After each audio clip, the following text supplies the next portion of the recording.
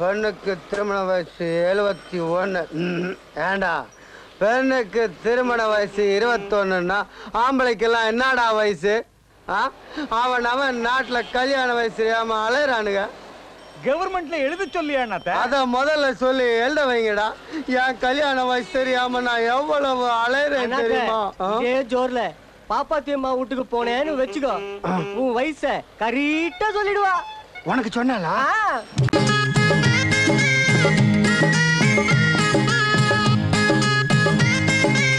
ஏனுங்கோ, நான் காத்தவராய வந்திருக்காருனுங்க.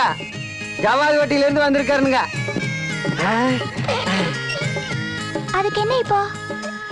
விவசாயத்துக்கு டிராக்டர் வாங்குவோம் இல்லீங்களா, வாங்கினா ஓட்டி பாப்போம் இல்லீங்களா, அந்த மாதிரி அட்டுவாரி எனக்கு கண்ணாலம்ங்க.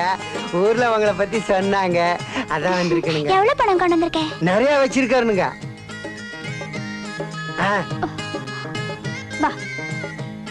வாழைப்பழம் எடுத்துட்டு வா. எங்க போனாலும் பழத்தோட தான் போகணுங்க. எதுக்கு? பழத்தை பார்த்தா என்ற நினப்பு வரணுங்க.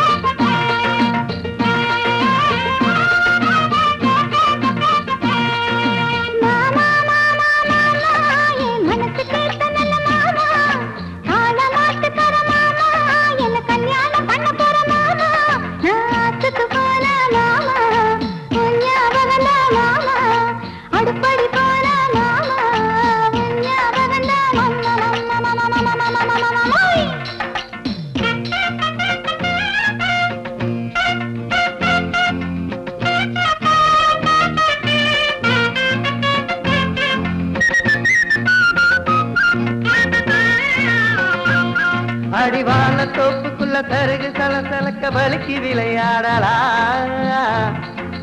ஒய்யார பூங்குயிலே எங்கூட உலோலமாமையிலே ஓ கண்டாங்கி சேலக்கட்டு என்ன எங்கே எதுக்குதடி. அடி ஊர்வசி ரம்பையும் சேர்ந்து வந்தாலும் நான் போக மாட்டேன் பின்னே. ஒன்ன போல ஒரு பொண்ணு எனக்கு இருக்க எனக்கு என்ன கவலடி கண்ணே. தேடி எடுத்த முத்தே தேடாதது நங்குருத்தே. நான் பாடி பழகுறதியே பஞ்சபர்ண கிளியே. முந்தான சேலையில என முடிஞ்சு வச்ச பெண்ணே. ஒரு கஞ்சாட காட்டி என்ன கைக்குள் போட்ட பெண்ணே. மனசு கேட்ட நல்ல மாமா, சும்மா சும்மா என்ன தீண்டாதே, நான் வயசு பொண்ணுல்ல மாமா. தனியானா இருக்கு மாமா, தண்ணி கூட இறங்கல மாமா. வாய விரிச்சு படுத்த மாமா, தூக்கமும் தான் வரலையே மாமா.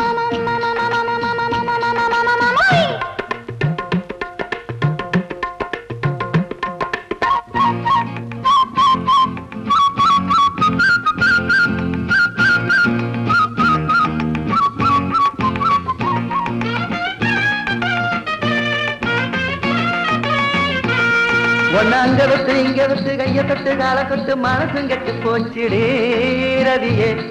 நீ எனக்குன்னு பிறந்தவதா, என்ன நினைச்சே சமஞ்சவதா.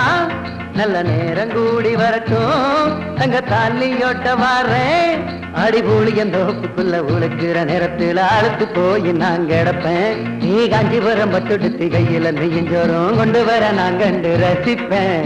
அங்கையே கங்கையே கொங்கைகள் குலுங்குதடி, செங்கை வலையோசையிலே செப்பான்னம் சிரிக்குதடி.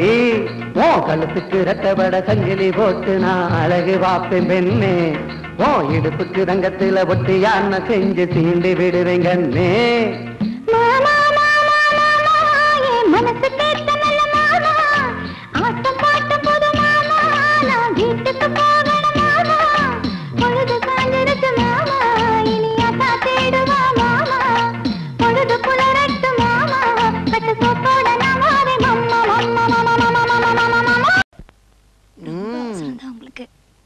லைட் ஆஃப் பண்ணிட்டு வந்துடுறேன். வரும்போது அவளையும் கூட்டிக்கிட்டு வா.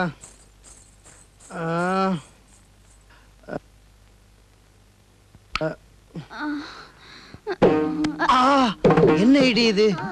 சரச செல்லாபத்துல புது விதமோ? வா நிச்சயத்தையும் காட்டு.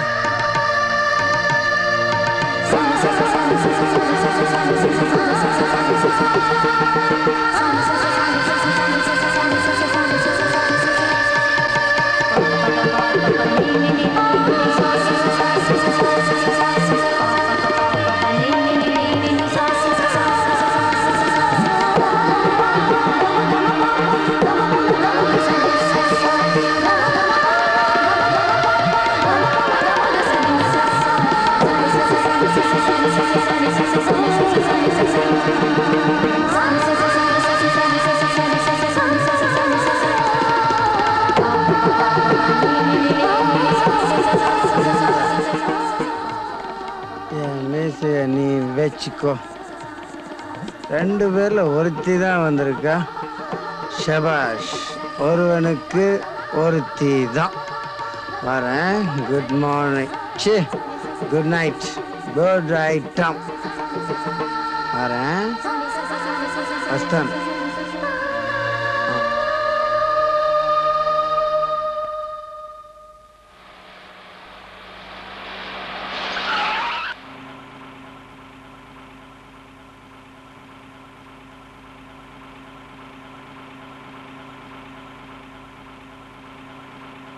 எங்க போயிருப்பா தெரியலையே. இந்த போலீஸ் தொல்லை தாங்க முடியல. நல்ல வேளை ஆஷா துபாய் போயிட்டா. கொஞ்சம் சீக்கிரம் வாயம்மா. வரேன்னு. இப்பதான் மாமூல் வாங்கிட்டு போனானுங்க, அதுக்குள்ள ஊதுறானுங்க. சீக்கிரம் வாயேன். எவனாவது ஸ்பெஷல் போலீஸ் வந்திருப்பான், அதான் சிக்னல் கொடுக்குறானுங்க. வாமா.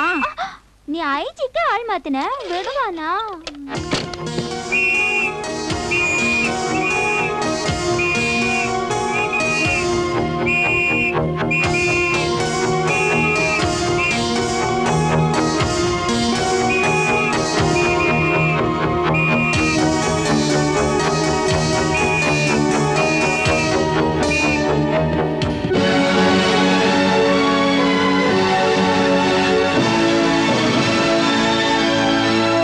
இருந்து தேடுறோம். எங்க போறான்னு தெரியலையே முருகா. ஏண்டி உடம்பு சரியில்லாத ஒரு பொண்ணை நீதானே பத்திரமா பாத்துக்கணும். என்னடி பொம்பளை வண்டி நிறுத்துங்க. ராதிகாங்க வண்டி நிறுத்துங்க.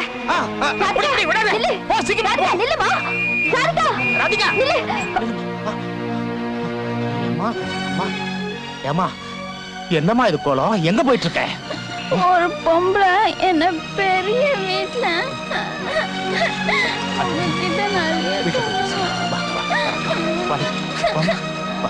என்ன சொல்ல போறா? என்ன சொன்னா நமக்கு என்ன? தப்பிக்க എന്തോ നമ്പ്യാർ വടക്കാഞ്ചേരി വന്നു. ஏன் அப்படி கத்துற? சொன்ன மாதிரி கரெக்ட் ஆயிட்டு வராதனால பெரிய விஷயம் நடந்து போச்சு. அவளுக்கு அறகுறைய ஞாபகம் வந்து எங்க வீட்டை விட்டு வெளியே போயிட்டா. எல்லாம் உன்னாலதான். എന്നാലേ കൊള്ളാം. എന്നെ പോലീസ് പിടിച്ചപ്പോ നിങ്ങൾ തേടിയോ? எங்களுக்கு எப்படி தெரியும் உன்னை போலீஸ் பிடிச்சது? அட்லீஸ்ட் ஒரு போன் பண்ணிக்கலாம்ல. ഫോണാ? കൊള്ളാം. ഞാൻ ഫോൺ ചെയ്തെങ്കിൽ അവന്മാര് നിങ്ങളെ അകത്താക്കും. നിങ്ങൾക്കും എനക്കും എന്താ സംബന്ധം കേൾക്കും. யாரு? ആ അവിടെ ഉണ്ട് നിങ്ങളുടെ അമ്മാവൻ പോലീസ്. அவங்க கிட்ட நீ ஒண்ணு சொல்லலையே. ഏയ് ഞാൻ നമ്പ്യാർ വടക്കാഞ്ചേരിയാണ്. ഒന്നും വേണ്ടിയിട്ടില്ല. சரி சரி உள்ள வா சீக்கிரம். யார் இவன்?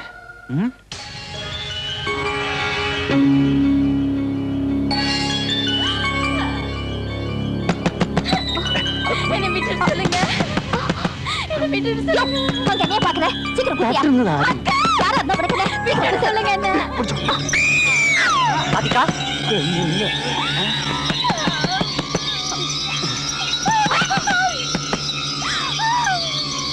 சாலு என்ன சத்தம்? என்னாச்சு? என்ன நடக்குதுங்க? என்னங்க இப்படி கேக்குறீங்க? ராதிகாவுக்கு தான் உடம்பு சரியில்லைல, அதான் டாக்டர் கூட்டி வந்து பாத்துட்டு இருந்தேன். இந்த மாதிரி கேஸுக்கெல்லாம் இந்த டாக்டர் தாங்க ஸ்பெஷலிஸ்ட். யாரா? நமக்கு விஷயம் தெரிஞ்சிட்டுதான் காட்டி கூடாது. அவசரப்பட்டா ராதிகாவோட வாழ்க்கை பழப்படும். நான் இந்த அம்மா புருஷன். ഞാൻ പോട്ടെ. கொடுத்தனுப்பு. சரி ഞാൻ വരട്ടെ. என்ன? അയ്യോ മറന്നുപോയി, എന്റെ ബോക്സ് ആണ്.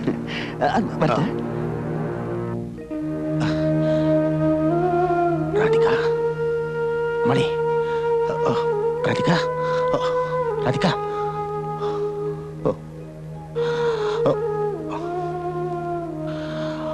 முருகா, இது ஒரு மாதிரியான மேனிக் டிப்ரெஷனுங்கிறாங்க. ஒவ்வொரு டாக்டரும் ஒவ்வொரு வியாதியை சொல்றாங்க.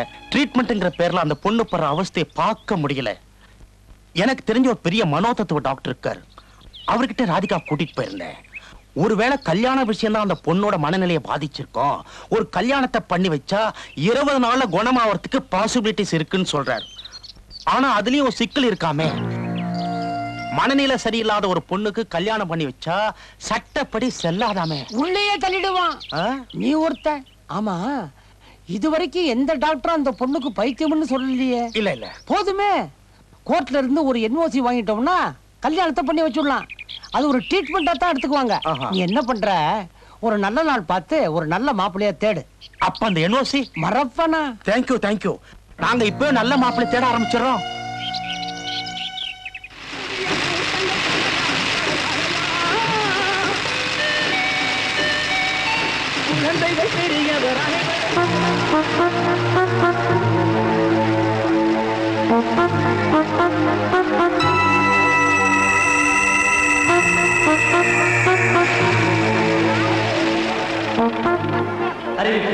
கல்பனா என்ற 6 வயது சிறுமி தன் தகப்பனார் பாபு என்பவரை காணாமல் அழுது கொண்டிருக்கிறார்.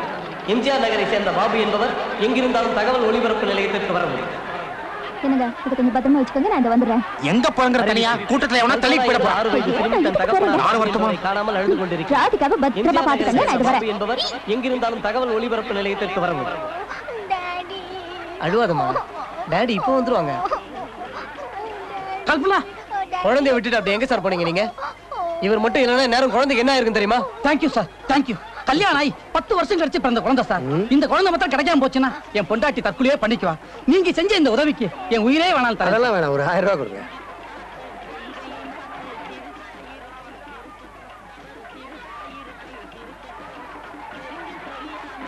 அடிக்கடி எக்ஸிபிஷன் வாங்க. மிஸ்டர், என்ன? ஒரு நிமிஷம் இங்க வாங்க. எதுக்கு? நான் ஆரம்பத்துல இருந்து எல்லாத்தையும் பார்த்துட்டு தான் இருந்தேன். என்ன பங்கு வேணுங்கிறியா? பங்கெல்லாம் வேண்டாம். நீ நினைச்சிருந்தா அந்த நகையெல்லாம் கேட்டிருக்கலாம். ஏன் வெறும் 1000 ரூபாய் கேட்ட? எனக்கு 1000 ரூபாய் தேவை இருந்துச்சு, அதான் பண்ணேன். என்ன விஷயம்? சரி, நான் 1 லட்சம் ரூபாய் தரேன். நான் சொல்ற பொண்ணு கழுத்தில் தாலி கட்டிக்கியா? ஏன் ஊர்ல வேற இழிச்சவானே கிடைக்கலையா? உன்ன மாதிரி புத்திசாலி எனக்கு யாரும் கிடைக்கல. உனக்கு பொண்ணு கொடுத்தா பொண்ணுக்கும் பாதுகாப்பு, பொருளுக்கும் பாதுகாப்பு. மவனே, 5க்கு 10க்கு எவ்வளவு நாள் மூளையை வேஸ்ட் பண்றது? லட்சத்தை பாப்போமே. இங்க பார், கையில காசு வாயில தோசை. என்ன சொல்ற? உன் அட்ரஸ் என்ன? அதெல்லாம் உனக்கு தேவையில்லாத விஷயம். எங்க வரணும்னு சொல்லு. சாயங்காலம் போட் கிளப்புக்கு வா, மிச்சத்தை சொல்றேன். வரணும் என்ன? சொன்னா வருவேன். காத்துட்டு இருப்பேன்.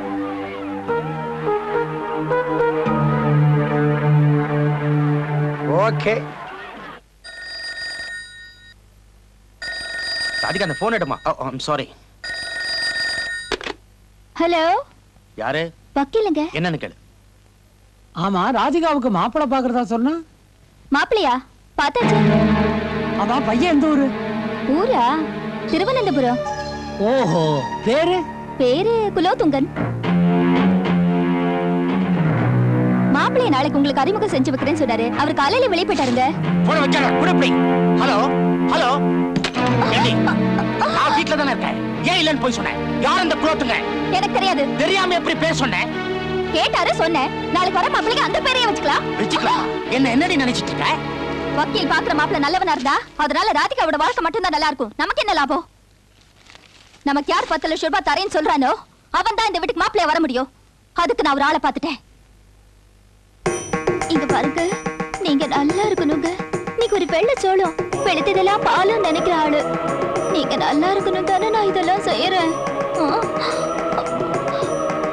ரொம்ப யோசிக்காதீங்க. யோசிச்சவங்களா தோத்துதான் போயிருக்காங்க. அதனால வக்கீல பார்த்து மாப்பிள்ளைய பத்தி நான் சொல்ற மாதிரி எல்லாம் சொல்லுங்க. சொல்லுங்க.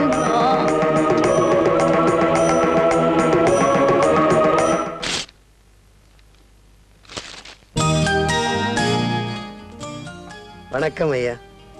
வணக்கம். வாங்க வாங்க வாங்க, இப்படி உட்காருங்க தம்பி. மணி உட்காரு.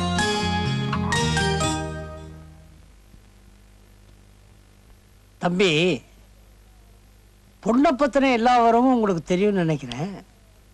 உங்களை பத்தி எல்லா விவரமும் சொன்னாங்க. நான் என்னமோ உங்களை கேட்க போறது ஒரே ஒரு கேள்விதான். வசதியான குடும்பத்தை சேர்ந்த நீங்க சொந்தத்திலையும் கல்யாணத்தை பண்ணிக்காம, ஊர்லயும் கல்யாணம் பண்ணிக்காம, ஆரோக்கியமே சரியில்லாத ஒரு பொண்ணை கல்யாணம் பண்ணிக்க வேண்டிய நிர்பந்தம். நீ ஒண்ணு சொல்லி கூட்டு வந்தா கிளம்ப என்னமோ கேக்குறான். ஏதோ சொல்லி சமாளியா.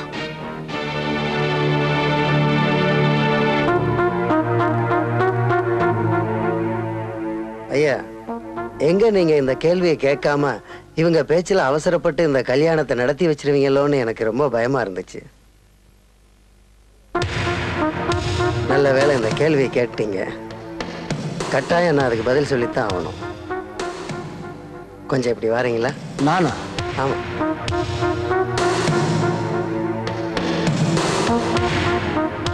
இந்தாங்க, முழங்கால கீழே இடது காலில் அடிங்க. நான் எதுக்கு? ஆமா, அடிங்க. பலமா அடிங்க சார். எனக்கு நல்லா அடிங்க. இல்லப்பா, எனக்கு ஒண்ணு புரியல. ஐயா, நீங்க வாங்க, சும்மா வாங்க. முழங்கால கீழே இடது காலில் அடிங்க. எதுக்குப்பா? சும்மா அடிங்க சார். படவா, இப்ப அடிக்கிற அடியில ஐயோ சாமி ஆளை விடுன்னு ஓடணும்.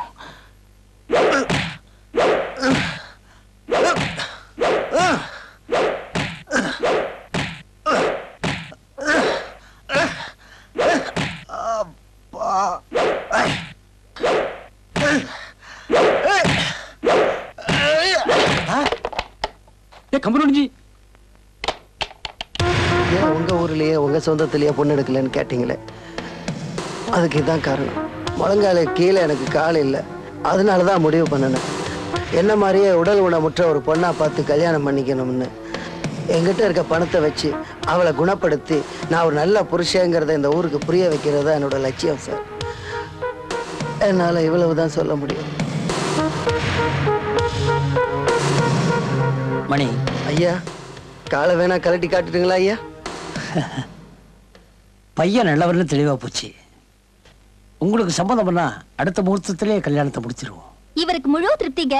ஆனா உங்களுக்கு பிடிச்சாதான் அந்த கல்யாணமே நிட்டாரு. கல்யாணத்தை சிம்பிளா முடிச்சிட்டு ரிசப்ஷனை கிராண்டா பண்ணலாம்னு முடிவு பண்ணிருக்காரு இல்லீங்களா? ஆமாமா. நீங்க எவ்வளவு சீக்கிரம் கல்யாணத்தை முடிக்கிறீங்களோ அவ்வளவுக்கும் நல்லதுமா. நாங்க சுவிட்சர்லாந்து போய் டிக்கெட் கூட வாங்கியாச்சு. அப்படியா? நான் இப்பவே போய் கல்யாணத்துக்கு வேண்டிய ஏற்பாடெல்லாம் பண்ணிடுறேன். யோ, பிரமாதமா நடிச்சியா? நான் எங்க நடிச்சேன்? பின்ன அழுதியே? வலி தாங்க முடியல, அதான் அழுதேன்.